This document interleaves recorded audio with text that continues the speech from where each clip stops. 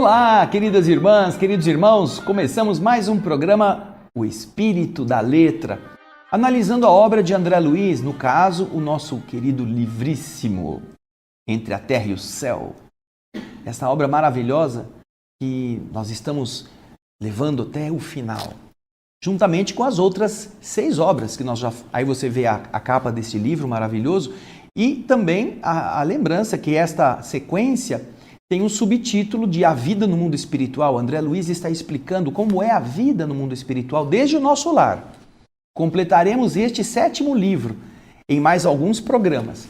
Hoje é o capítulo 34. Você viu no capítulo anterior toda aquela conversação depois da morte do Júlio. Eles estão levando o Júlio para o ambiente onde ele estará por alguns meses esperando um processo de reencarnação. E agora o capítulo 34 tem o título Em Tarefa de Socorro. Vamos então acompanhar aquilo que André Luiz nos ensina. Na noite do dia seguinte, fomos inesperadamente visitados por Odila. Odila é aquela primeira mulher de Amaro, que agora se tornou benfeitora da família, não é? Perdoou a Zulmira e agora está ajudando a segunda esposa. A Odila visitou o ministro Clarencio, o André Luiz, pedindo socorro. A preocupada amiga, agora ciente do drama escuro que se desenrolara no passado próximo, para melhor entender as inquietudes do presente, compreendia agora as necessidades de Amaro e Júlio, aos quais amava como esposo e filho do coração. E então rogava a assistência para Zulmira, novamente acamada. Zulmira estava na cama. Estava abatida. Atendendo a apelos de Evelina, a filha Evelina, aquela que começou o livro rezando para Odila, lembra? A filha enviou solicitações a Odila. Ela então voltou ao ambiente doméstico para tentar reerguer o bom ânimo daquela que a havia sucedido na direção do lar. E ao ver o que ela viu, ela voltara aflita. Zulmira havia se projetado a um profundo abatimento.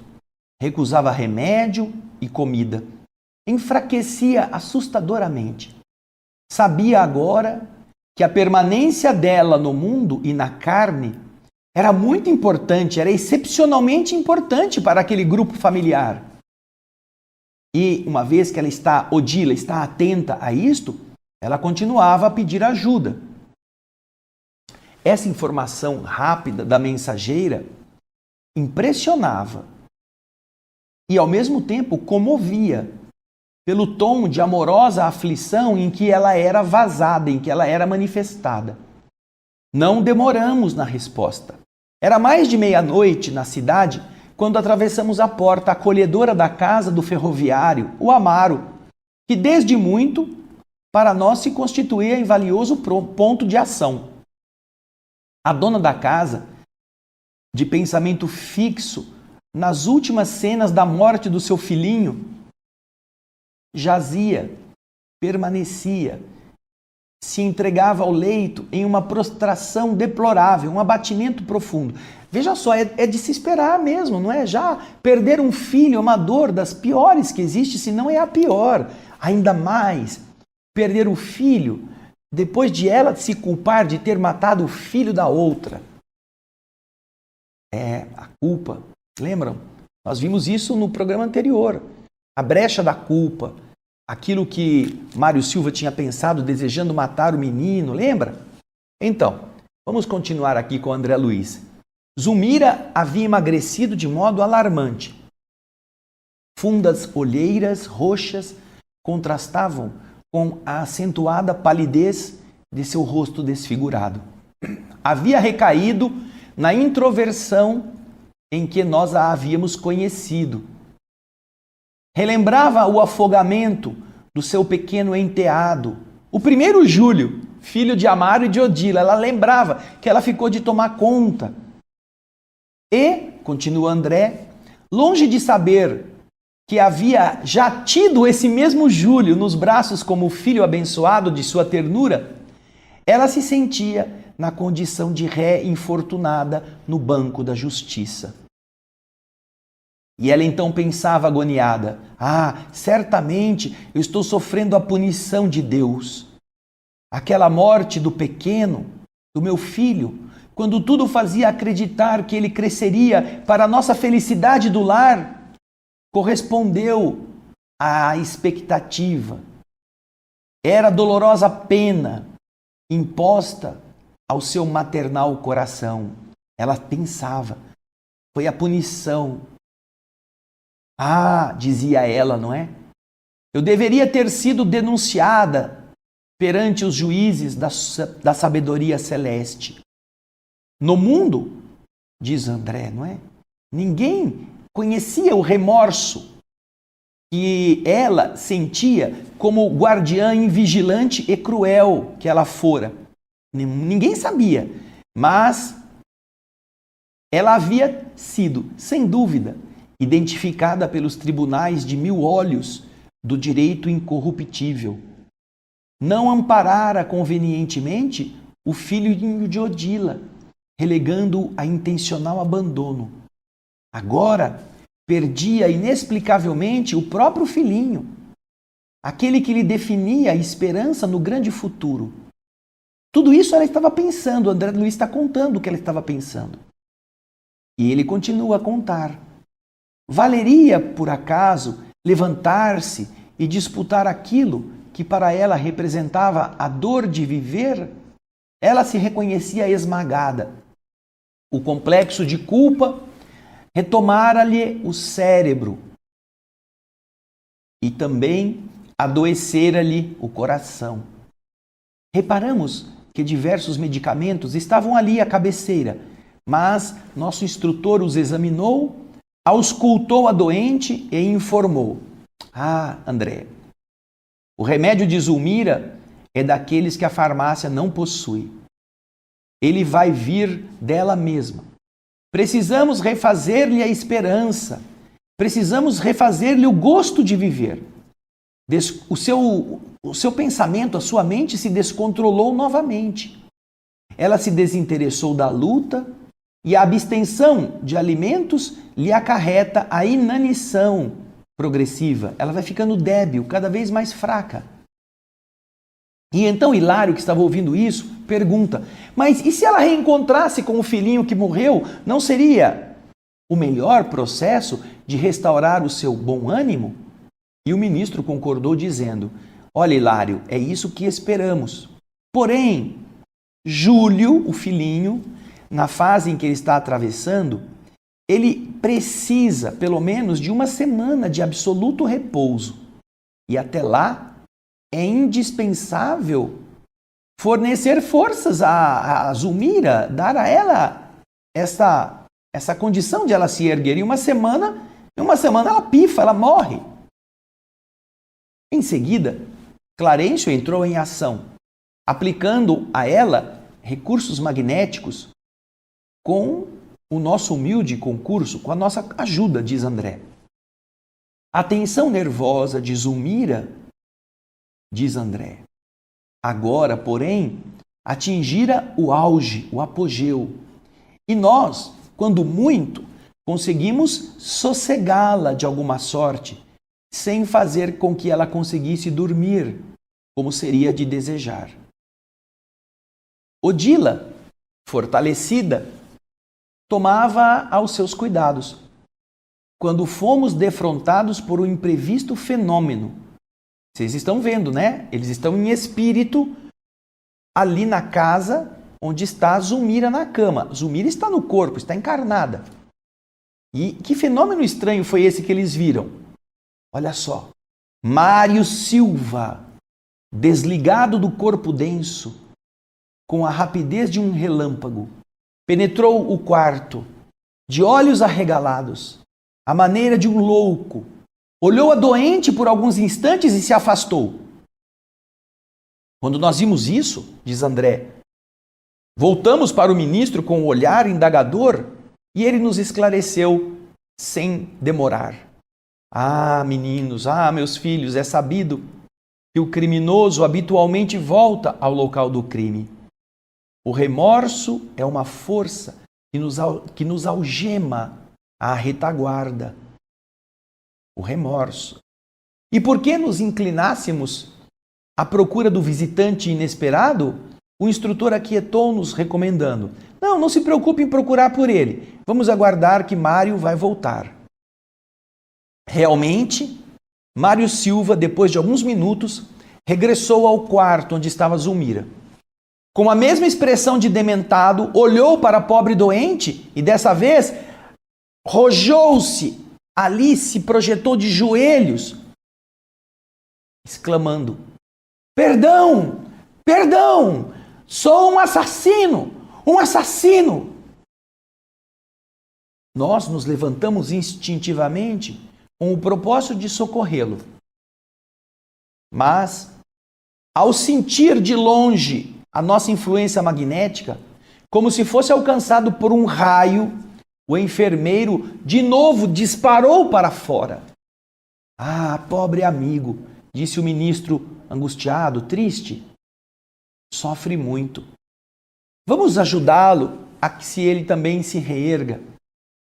Então, num instante, chegamos ao domicílio de Mário, encontrando-o em um pesadelo aflitivo. Estava ali contido no leito, à custa de poderosos anestésicos. Com surpresa para nós, quem estava lá? Diz André. Para nossa surpresa, uma freira desencarnada rezava junto dele. Uma irmã de caridade. Interrompeu as suas preces a fim de nos saudar, acolhendo-nos com simpatia. E então ela disse, delicada e confiante: Ai, estava certa de que o nosso Senhor nos enviaria o socorro justo. Desde algumas horas ocupo aqui o serviço de vigilância. A posição de nosso amigo, e indicou para o Mário que estava na cama, é francamente anormal. E eu tenho medo da intromissão de espíritos diabólicos. Clarencio assumiu o aspecto de simples visitante, tornando-se mais vulgar, mais assim, terra a terra, ao olhar da religiosa, que se sentia evidentemente encorajada com a nossa presença. E então, nosso instrutor cortesmente lhe perguntou: a irmã é enfermeira? E ela respondeu: Não sou propriamente do serviço de saúde, disse ela, mas eu colaboro no hospital onde Mário Silva trabalha. Olhou o moço semi-adormecido e acrescentou piedosa: Nossa, é um cooperador devotado às crianças doentes e cuja presença, disciplina, assiduidade e carinho muito passamos a dever. E numa linguagem genuinamente católica romana, terminou: Muitas almas benditas têm descido do céu para testemunhar-lhe agradecimento. Isso tem acontecido tantas vezes que, com alguns médicos e assistentes, fez credor das melhores intenções da nossa irmandade. Então, o ministro Clarencio, usando o tato que lhe era característico, perguntou a ela: Como foi que a irmã soube que o nosso amigo se achava assim tão conturbado? E ela respondeu: Não recebemos qualquer notificação direta. Porém, hoje ele não compareceu às tarefas habituais. E isso foi suficiente para indicar-nos que algo de grave estava acontecendo.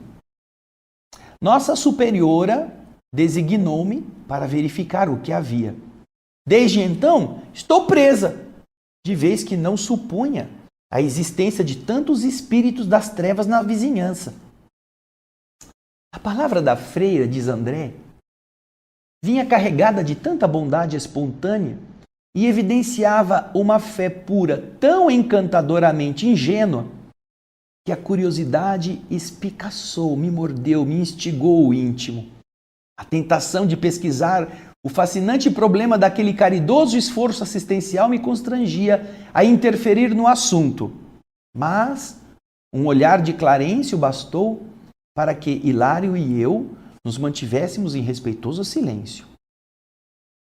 E o ministro, então, continuando a conversa, disse: é comovente pensar na sublimidade de sua missão, depois de ausentar-se do corpo terrestre, falou ele, bondoso, talvez provocando ou desejando que ela falasse alguma coisa para dar uma explicação capaz de nos satisfazer. E então ela respondeu: sim, trabalhamos sob a direção de Madre Paula, que nos explica ser a enfermagem nas casas públicas de tratamento uma forma de purgatório benigno, até que possamos merecer novas bênçãos de Deus. E o ministro continua: mas, irmã, vê-se de imediato que o seu coração está comungando a paz do Senhor. Está em paz, você já não precisa purgar-se. E então ela baixou humildemente os olhos e disse: eu não penso assim. Sou uma pobre religiosa em trabalho para resgatar os próprios pecados. Sou uma pobre religiosa resgatando os próprios pecados. Aí no leito, enquanto eles estavam conversando, Mário gemia inquieto. Veja só que interessante. Vamos fazer uma pausa aqui. Veja só, o rapaz havia sofrido o desprezo de Zulmira e trocou-o por Amaro. Guardava um ódio há muito tempo dessa perda, dessa humilhação. Aí foi convidado a ir trabalhar justamente na recuperação do filho do casal. Mas quando você vai ver o momento, quando eles estão chegando ao hospital onde está o Mário Silva e o médico chega com as amostras que havia pego do Júlio, ele está atendendo a Lisbela. Você lembra? A Lisbela era filha da Antonina. Ele está todo carinhoso, todo cuidadoso. Há muitas crianças, ele se dedicava a cuidar das crianças no hospital como enfermeiro. E então o ministro, quando pergunta para a freirinha: a senhora é enfermeira? E ela responde: não sou propriamente do serviço de saúde, mas eu ajudo lá no hospital onde o Silva trabalha.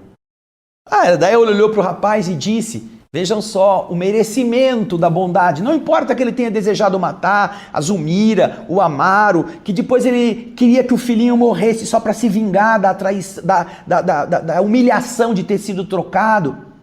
O Mário Silva tinha esses sentimentos ruins, mas veja só. Ele, disse a freirinha, é um cooperador devotado às crianças doentes, e a cuja assiduidade e carinho muito passamos a dever. Ele está lá, fazendo o bem que ele pode, querendo ajudar.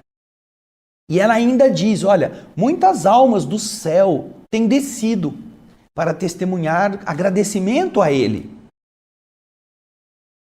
E olha, por causa de tudo isso, ter acontecido tantas vezes, que isso também às vezes acontece com médicos, com assistentes, Mário, ele se fez credor das melhores atenções de toda a nossa irmandade espiritual. Ela estava lá como uma freira. E então, como é que ela descobriu? Não é que teve alguém que foi avisar que o Mário Silva estava passando dificuldade, não. Apenas ele não foi ao serviço. Todo mundo esperava que ele chegasse. E então, como ele não foi, isso disse: olha, vai ver o que está acontecendo com ele. A superiora dela mandou para que ela fosse visitá-lo. Por que ele não veio? E ela, então, quando chegou na casa e viu aquela situação, e havendo tantas entidades trevosas nas vizinhanças, ela acabou presa ali. Não tinha como sair, porque também não queria deixar o rapaz naquela situação. Olha que coisa interessante. Nós estamos sempre sob a vigilância amorosa daqueles que cuidam de assuntos aos quais nos dedicamos. O ato de fazermos nossas tarefas bem feitas representa, como até o próprio Evangelho segundo o Espiritismo nos informa, lá no capítulo 27º do Evangelho, você vai ver a maneira de orar na instrução dos Espíritos, está escrito lá. Nós devemos orar todos os dias, diariamente, sem parar. A oração das obras bem feitas, do devotamento ao próximo, de fazer nossa função profissional ser bem cumprida. Tudo isso é uma oração constante e era o que ele fazia. Não era perfeito, não era puro, tinha defeitos, mas se dedicava a fazer bem àquelas pessoas que precisavam lá no hospital, desconhecidos. E então, isto fez com que ele fosse um foco de gratidão de todos os que ele pôde ajudar, mesmo indiretamente, ou mesmo que não fazendo parte da sua história pessoal. E tantos benefícios ele espalhou, e tantos se tornaram gratos a ele, que a própria irmandade espiritual o protegia. E quando ele não apareceu, quando era de se esperar, porque ele era disciplinado, ele era uma pessoa que fazia tudo certinho, que chegava no horário, não atrasava, era prestimoso, era prestativo, alguém disse, olha, vai ver o que aconteceu, porque ele não costuma fazer isso. E foi quando então ela foi até a casinha dele e o encontrou naquele estado. Veja só como o nosso trabalho no bem nos protege e gera benefícios para nós mesmos na gratidão dos outros. Eu me lembro, por exemplo, esse mesmo ministro Clarencio, lá no capítulo inicial, nos primeiros capítulos do Nosso Lar, quando ele vai falar com uma velhinha que foi pedir serviço para ajudar os filhos dela na terra, ele diz, você não ajudou ninguém ainda. Como é que você quer ajudar os seus filhos se você não construiu uma teia de simpatia no coração dos outros, que sejam gratos a você? Eu te dei um trabalho num lugar, você não quis. Te dei um trabalho no outro, você reclamou. Te troquei de lugar, foi para outro lugar, você não aceitou ficar lá. Quando eu fui ver onde você estava assim, no campo de repouso, sem fazer nada. Como que você quer ter agora alguém que te ajude se você não ajudou ninguém? Quando você precisa de ajuda para os seus filhos, você precisa ter pessoas que também te ofereçam a gratidão. Você não fez isso. Volte aos campos de repouso, diz o ministro Clarencio para aquela velha. E lá você vai meditar. Depois veremos o seu caso. É a mesma coisa aqui, só que é o inverso. Ele estava tão devotado, fazia tão bem o seu trabalho profissional, hein? Não é religioso, ele não estava indo na igreja.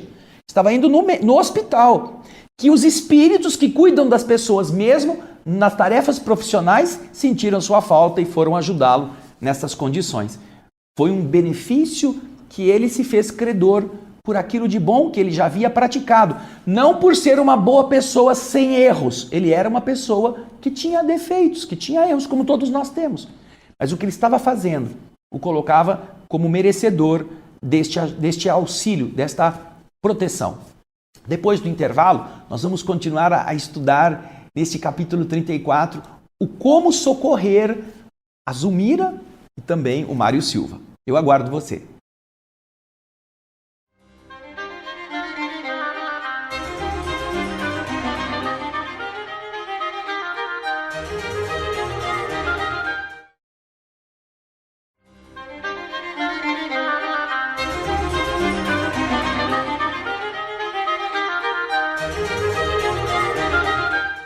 Estamos de volta para continuarmos o capítulo 34 em tarefa de socorro. Vamos ver agora. Você se lembra que o ministro estava conversando com uma freirinha. Porém, de repente, o Mário Silva no leito começou a gemer, estava agitado, vinha vindo de um pesadelo. Então, o ministro, diz André, pareceu despreocupar-se da palestra de ordem pessoal e passou a afagar a fronte, a cabeça do enfermo, dando-nos a ideia de que só ele devia atrair-nos o interesse, não mais os detalhes. Só o doente. A freira acercou-se respeitosamente do nosso instrutor e disse calmamente: Irmão, Madre Paula costuma dizer-nos que os ouvidos de Deus vivem no coração das grandes almas. Estou certa de que você escutou minhas rogativas. Eu tenho como um emissário da corte celeste. Eu tenho você, Senhor, como emissário dessa corte. Acredito que, desse modo, me compete o dever, a obrigação de entregar ao Senhor o nosso doente. Ah, tá vendo? Ela está passando a obrigação agora para alguém que ela acha que foi enviado por Deus, e é verdade, não é? Ela está correta. E entrega a ele como se fosse, olha, o senhor é mais do que eu, então o senhor pode cuidar dele no meu lugar. Clarencio agradeceu o carinho que transparecia daquelas palavras e expôs que a nossa passagem ali era rápida, o bastante para ministrar o socorro necessário. Aí a irmãzinha, ela fez o comentário de que ela precisava comunicar-se com o hospital. Porque você viu, né? Ela falou, tinha tanto espírito trevoso aqui que eu acabei presa. Ela não pôde se comunicar ao hospital. Porque também ele estava ali, o Mário Silva, em agitada prostração. Então ela disse, olha, eu vou sair rapidinho, eu volto daqui a pouco, mas eu não vou deixar o problema com vocês, eu vou lá comunicar a Madre Paulina e depois eu volto. E então, depois que ela saiu, André diz, estando a sós conosco, o orientador, embora de atenção ligada ao enfermeiro, explicou atenciosamente. Nossa irmã pertence à organização espiritual de servidores católicos, dedicados à caridade evangélica. Temos diversas instituições dessa natureza, em cujos quadros de serviço inúmeras entidades se preparam gradualmente para um conhecimento superior. E Hilário, admirado, perguntou, eles estão sob a direção de autoridades ainda ligadas à Igreja Católica? Os espíritos que tomam conta dessas instituições são autoridades ligadas à Igreja Católica? E o ministro responde, como não? Todas as escolas religiosas dispõem de grandes valores na vida espiritual. Como acontece a personalidade humana, as crenças possuem uma região clara e luminosa e uma outra ainda obscura. Em nossa alma, a zona lúcida vive alimentada pelos nossos melhores sentimentos, enquanto que no mundo sombrio de nossas experiências inferiores habitam as inclinações e os impulsos que ainda nos encadeiam à animalidade. Nas religiões, o campo da sublimação, o campo luminoso, está povoado pelos espíritos generosos e liberais, conscientes de nossa suprema destinação para o bem. Enquanto que, nas linhas escuras da ignorância, ainda enxameiam as almas pesadas de ódio e egoísmo. E com um sorriso, como sempre, o ministro continuou explicando. Nós nos achamos em evolução e cada um de nós respira no degrau em que se colocou. Aí André pergunta a ele, mas, ministro, será que a freira terá penetrado, terá conhecido a verdade com que fomos surpreendidos depois da morte? Será que agora ela sabe que é um espírito? E o instrutor, um pouco enigmático, respondeu, André, cada inteligência só recebe da verdade a porção que pode reter. Só a porção que é capaz de reter. No leito onde estava o enfermeiro, Silva apresentava inequívocos sinais de enorme angústia. Eu não ignorava que o meu dever de assisti-lo era trabalho inadiável. Todavia, o encanto espiritual da religiosa, daquela freirinha, singularmente arraigada aos hábitos terrestres, me excitava de tal maneira a curiosidade que não pude conter a indagação espontânea. Ministro, mas essa freira sabe que ela deixou o mundo? Sabe que desencarnou e que prossegue assim mesmo, como se via antes? E ele confirmou imperturbável. Sim, ela sabe. E André volta a perguntar. E por acaso, estará informada de que a vida continua, se estende a outras esferas, a outros domínios e a outros mundos? Ela vai perceber que o céu ou o inferno começam em nós mesmos? Que não é um lugar no centro da terra, que tem fogo, que tem o capeta chifrudo? Será que ela sabe disso? O orientador meneou a cabeça assim, dando mostras de negativa e acrescentou, isso não. Ela não oferece a impressão. Eu não, olhando para ela e ouvindo-a e sentindo a sua vibração, porque é assim que os espíritos se identificam, não é? Ela não nos deixa a impressão de quem se libertou do círculo das próprias ideias para caminhar ao encontro das surpresas de que o universo transborda. Mentalmente, ela se revela adstrita, ela se revela presa, atada às concepções que ela escolheu na Terra, como sendo as mais convenientes para ela ser feliz.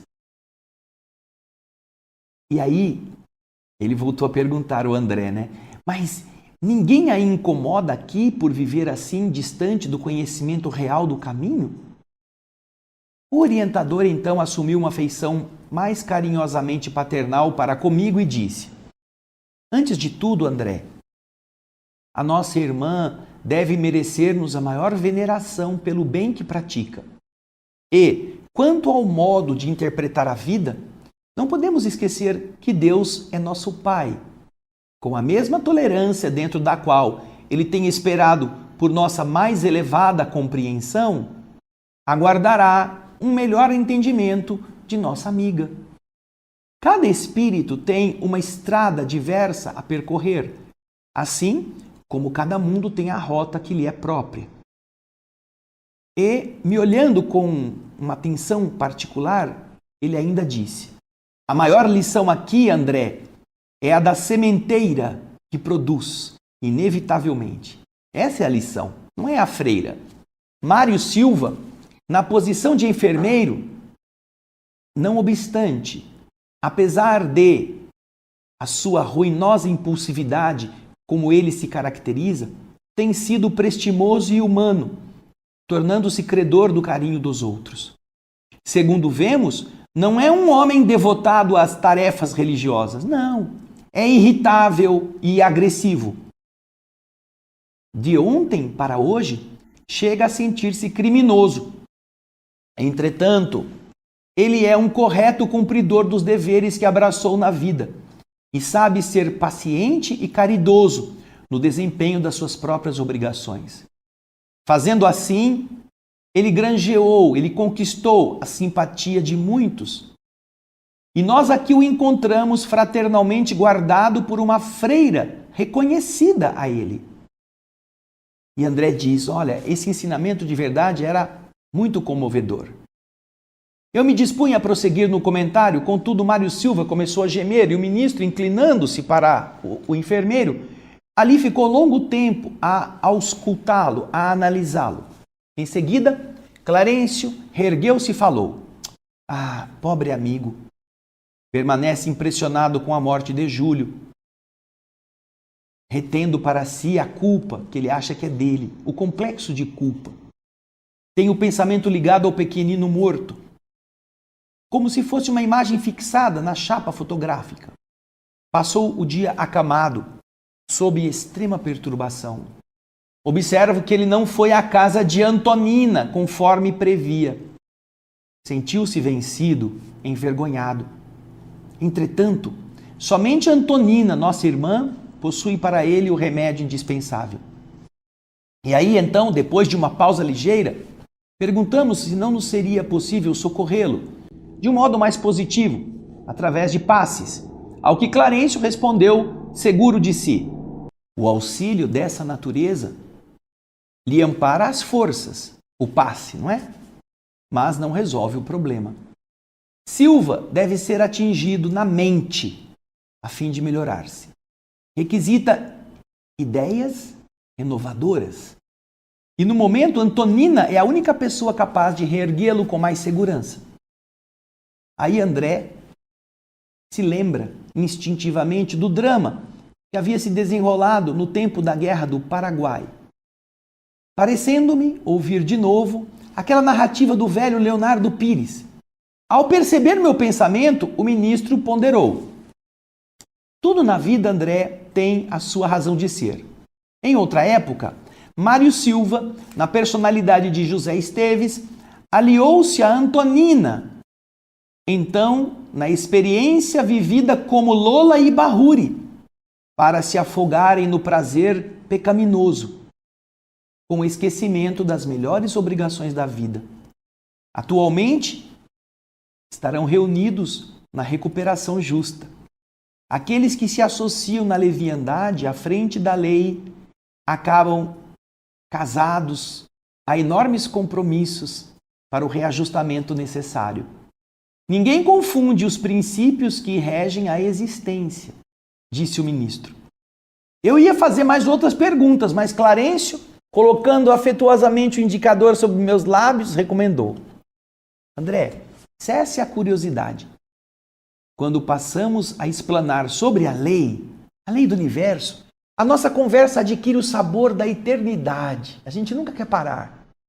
Porém, a imposição do serviço nos chama ao minuto que passa, não à eternidade. E indicando o enfermeiro excitado, anunciou: na tarde de amanhã, voltaremos para conduzi-lo à residência da nossa irmã. Por intermédio de Antonina, ele vai se habilitar para indispensável reerguimento.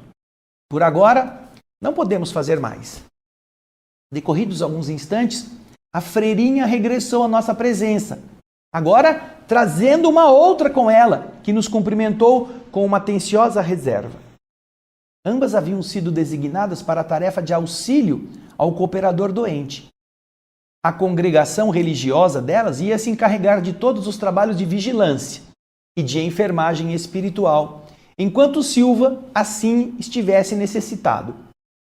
Depois de um breve diálogo, nós a saudamos com respeitosa cordialidade e nos retiramos com a promessa de voltar no dia seguinte. Vejam só, aqui termina o capítulo 34, mas ainda temos boas coisas para comentar. Veja a perplexidade, a surpresa de André Luiz ao ver uma freira como um espírito com uma conduta assim, parecendo que ela ainda estava encarnada com seus hábitos. Quando ela saiu, veja só, André Luiz já foi direto, né? Escuta, a gente vai ter que fazer os comentários assim, sem revelar a essa irmã que ela está desencarnada? Aí o ministro disse: olha, ela pertence a uma organização espiritual. Vejam só, os irmãos católicos, como espíritos, eles também trabalham no bem. Como espíritos, dedicados à caridade evangélica. Existem diversas instituições desse tipo no quadro de serviços. Inúmeras entidades se preparam nestes trabalhos para que mais adiante eles possam chegar a um conhecimento mais amplo. Eles carregam da terra toda esta maneira de pensar, muitas vezes circunscrita aos valores da religião em que eles tiveram. Quando eles vão morrer, do outro lado, não vai ser de repente que eles vão mudar. É muito comum, nas casas espíritas, pessoas que têm a capacidade de vidência comentarem que viram padres, viram freirinhas, viram pessoas com a veste parecidas com as de evangélico, ou orientais religiosos, budistas, sacerdotes de ascendência de outras crenças. É comum ver isto. E por que isso acontece? Ora, se você imaginar que a casa espírita é um hospital, chega gente estourada de todo jeito. Então, vai morrer budista, judeu, muçulmano, ateu, evangélico, católico, espírita. Se o centro espírita só tivesse gente do lado de lá, espírita, seria muito complicado. Por exemplo, para um evangélico que quando viveu na Terra foi ensinado por aqueles que se equivocavam a respeito de que o espiritismo era coisa do capeta. Imagina ele ser ajudado na casa do capeta. Aí que ele não vai. Ele cria uma barreira mental para impedir que ele acha que aquilo ele não pode entrar ali. Tem evangélicos que não dão a mão para alguém se sabe que essa pessoa é espírita, por eles confundirem as coisas, porque foram assim inoculados com esse veneno. Eles não sabem o que é o espiritismo, mas têm medo, porque algum pastor ou alguém disse a ele que mexe com coisa do capeta. Então já pensou se não tivesse um evangélico, um pastor, com a sua aparência de pastor, sabendo que ali é uma casa do bem? Morre alguém da congregação, morre uma pessoa generosíssima que era evangélica, que carregava a Bíblia na cabeça, decorada. Ele vai estar atraído por quem? Por alguém da sua crença. Então, nas diversas instituições, mesmo espíritas, existem estas criaturas. Mas aí, logo depois, ele faz uma pergunta. Mas o Hilário quer saber, mas vai haver, um pouquinho antes no texto, vai haver pessoas que dirigem essas instituições? como católicos, ainda vai ter um padre, um cardeal, um bispo. Ele não diz essas hierarquias, mas ele pergunta, essas instituições religiosas que prestam serviço, por exemplo, no hospital, prestam serviço, por exemplo, num presídio, que são espíritos religiosos e espíritos também de outras crenças. Eles estão dirigidos por pessoas que também são dessas crenças? E o ministro disse, claro que sim, como não? Todas essas escolas religiosas dispõem de grandes valores na vida espiritual. Como acontece com a pessoa humana, as crenças também possuem uma área luminosa e uma área escura. Nós somos assim, nós somos pessoas que temos boas coisas em pensamentos, mas temos vícios, temos atitudes encruadas de nossos equívocos. Nosso lado sombrio convive com o nosso lado luminoso. E do mesmo jeito que isso acontece conosco, ele disse, nas religiões, o campo da iluminação tem muitos espíritos generosos, espíritos liberais, espíritos conscientes da suprema destinação para o bem. Mas também existem nas religiões aquela área das linhas escuras em que entidades com ódio, com egoísmo, querem se aferrar às coisas que eles acreditavam que eram certas. Nós nos achamos assim, André, cada um no ambiente, no degrau evolutivo em que estamos. Mas aí eles querem saber, mas ela já sabe que ela penetrou a verdade que a morte nos apresenta? Depende, disse o ministro. Cada um só é capaz de receber aquilo que é capaz de reter. Mas não tendo ficado claro, eles ainda querem insistir, espremer o ministro. Ela sabe que ela já morreu, deixou o mundo, sabe que desencarnou e assim, mesmo sabendo, ela prossegue como se ela se via antes, como uma freira. E o ministro disse, sim, ela sabe. Mas será que, se ela sabe que ela já morreu, ela vai estar informada, ela tem consciência de que a vida continua a outras esferas, a outros domínios, a outros mundos, que não é só o paraíso ou o inferno? Perceberá que o céu ou o inferno estão dentro de nós? Aí o ministro disse, não é bem assim, André. Ela não me parece que é alguém que se libertou desse círculo fechado, dessas ideias, que ela acha que são o caminho para encontrar com a paz interior. Mentalmente, ela está presa às concepções que ela escolheu quando estava na Terra, como as mais próprias para ela. E aí, querem saber, ou o Hilário ou o André, se não tem alguém que possa dizer para ela, se ela está assim tão longe do conhecimento real.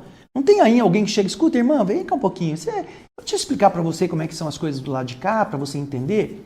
Aí o ministro tomou uma atitude bastante digna. Ele disse, olha, nossa irmã deve merecer a nossa maior veneração pelo bem que ela pratica. É o bem que faz as pessoas serem admiradas. Se vão interpretar de um jeito ou não, Deus também não está esperando a gente há tanto tempo. Você que está aí me assistindo, eu que estou aqui falando, nós estamos sendo aguardados, temos tantos defeitos e a bondade de Deus deixa a gente acordar de novo, deixa a gente repetir aquilo para ver se a gente acerta, nos envia pessoas amigas para nos abrirem a mente, fazem a gente ler um livro ou ouvir alguma coisa. Então, com essa mesma tolerância, do jeito que Ele nos espera, Deus aguarda a nossa irmãzinha ter um entendimento melhor. Essa estrada, cada espírito escolhe. Nós teremos, então, que aprender. E vamos ter a paciência de Deus nos esperando. Mas aí ele disse, olha André, o problema da freira não é o mais interessante. O mais bonito aqui é Mário Silva, que como enfermeiro, apesar de todo do seu atraso, de todos os seus defeitos, tem sido prestimoso e humano. Você está em casa. Pense nisso. Pode você não ter a melhor casa, não ter o melhor emprego, mas faça bem feito. Ame o que está fazendo, mesmo que você não ache que é o melhor trabalho do mundo. Faça com carinho, com devotamento, e então você será protegido. Você será, apesar de, como era Mário, irritável, agressivo, agora, veja só, ele está ali com alguém tomando conta dele, para protegê-lo numa situação difícil. Como é bonito, não é? Entendermos esta solidariedade da bondade. nós encontraremos, mesmo no nosso lado escuro, espíritos tentando jogar luzes nele. Não espíritos querendo que a gente fique preso ao piche, aquilo que é feio do nosso caráter. É tão bom entendermos isso, não é? Porque todos nós temos coisas a consertar, temos coisas a melhorar. Frequentamos religiões, mas as religiões, elas não entram em nós. Não entendemos essas religiões dessa forma. Agora os espíritos vão ajudar Mário Silva, para que Mário Silva ajude Zulmira. Mas para ajudar Mário Silva, eles vão precisar de Antonina. E são todos estes os caras e as mulheres que fizeram tudo o que fizeram numa outra vida. Traíram, enganaram, foram infiéis. Vejam só como agora a gente pode fazer a coisa diferente. Na semana que vem vamos para o capítulo 35, Reerguimento Moral. Mas não fica esperando eu ler não, vai lendo, porque olha, é tão bonito, esse final é maravilhoso. Vai, aproveita e na semana que vem de novo para a gente conversar sobre o reerguimento moral. Obrigado pelo seu carinho, pela sua presença. Faz mais gente saber que estamos aqui, mande o seu joinha, se inscreve no nosso canal, faz com que as pessoas encontrem esta riqueza. Você também é um mensageiro, você é o anjo da guarda de muitas pessoas. Obrigado por você estar conosco. A gente agradece os e-mails, agradece as vibrações, as boas palavras e esperamos você no nosso próximo Espírito da Letra, lendo e comentando o livro Entre a Terra e o Céu na semana que vem. Muito obrigado e muita paz.